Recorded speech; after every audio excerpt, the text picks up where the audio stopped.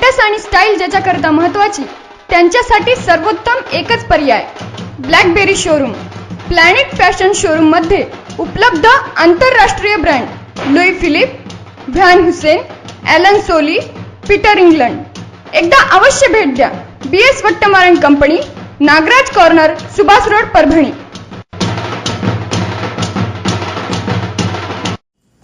पंतप्रधान नरेंद्र मोदी यांनी 500 व 1000च्या नोटा चलनातून बंद केल्या। त्यातच राज्यातील नगरपालिकांच्या निवडणुकाही सध्या सुरू आहेत। यामुळे अनेक ठिकाणी मोठी रक्कम पकडण्यात येत आहे। उस्मानाबाद जिल्ह्यातील तुळजापुरात परभणीहून सांगलीकडे जाणारे तब्बल 6 कोटी रुपये पकडले असून निवडणुकीच्या तोंडावर ही रक्कम पकडल्याने मोठी खळबळ उडाली आहे। परभणी येथून सांगलीकडे बोलेरो गाडीतून तब्बल 6 कोटी रुपये घेऊन जात असताना तुळजापूर येथे निवडणूक पथकाने गाडी तपासणी दरम्यान ही रक्कम पकडली।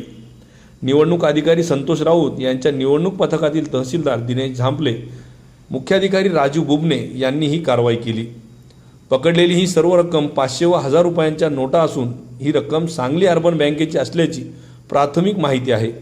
सध्या तुळजापुरात पोलीस ठाण्यात ही रक्कम जमा करण्यात आली असून पोलीस व निवडणूक विभागाची चौकशी सुरू आहे। मुळात सांगली बँकेला परभणी येथील राष्ट्रीयकृत बँकेत ही रक्कम जमा करता आली असती, मात्र ती रोखीने घेऊन जात असल्याने पोलिसांसह निवडणूक अधिकाऱ्यांचा संशय वाढला आहे। बँकेला इतकी रक्कम कॅशने नेण्याची परवानगी नाही, शिवाय या गाडीसोबत बँकेचा कोणताही अधिकारी सुरक्षा रक्षकही नव्हते। त्यामुळे नेमकी ही रक्कम कुणाची याबाबत शोध सुरू आहे।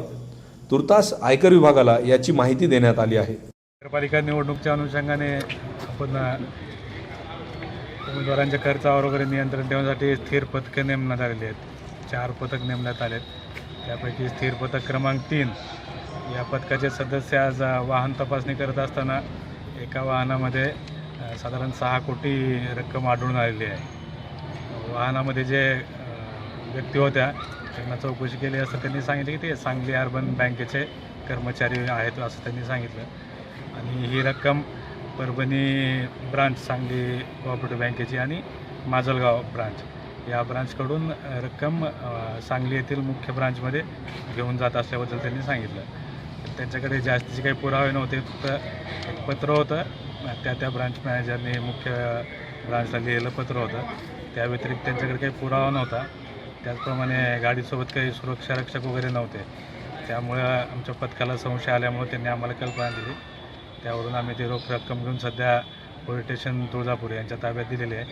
आम्ही अजून त्या रकमेबद्दल त्या संबंधित ब्रांचेस आणि सांगली मुख्य शाखा त्यांच्या जबाबदार अधिकाऱ्यांशी चर्चा करून रक्कम व्हेरीफाय करून पुढील कारवाई करू।